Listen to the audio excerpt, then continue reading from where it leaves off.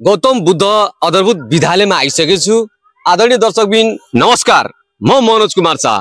अहिले तपाई हेर्दै हुनुहुन्छ स्पोर्ट्स खबर। रिपोर्टिङ क्रममा बारा जिल्लाको जितपुर सिमरा उपमहानगरपालिका वडा नम्बर 5 स्थित बकुलिया फिल्डको छेउमा एउटा गौतम बुद्ध अद्भुत विद्यालय रहेको थियो।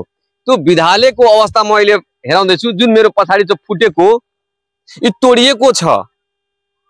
कसले तोड्यो, कसको निर्देशन तोड्यो, किन तोड्यो भनेर रहेर यहाँका स्थानीयहरुसँग म कुरा गर्नेछु। यहाँका यो टोलमा प्राय मुस्लिम समुदायका बासिन्दाहरू बस्नुहुन्छ र भन्नुहुन्छ हामी मुस्लिम छौं, हामीलाई बोल्न मिल्दैन, हामी गरिब छौं, हामीले बोल्न मिल्दैन, हामी यहाँ बोलेपछि भोलि पर्सि हामीलाई यहाँका मान्छेहरू पिट्छन् कुट्छन्, बस्न दिँदैन।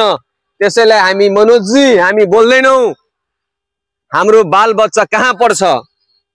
चारैतिरबाट खोला छ, खोलामा पानी आइसकेपछि कतै जान पाइँदैन। एउटा यही विद्यालय थियो जुन विद्यालयको नाम हो गौतम बुद्ध अद्भुत विद्यालय।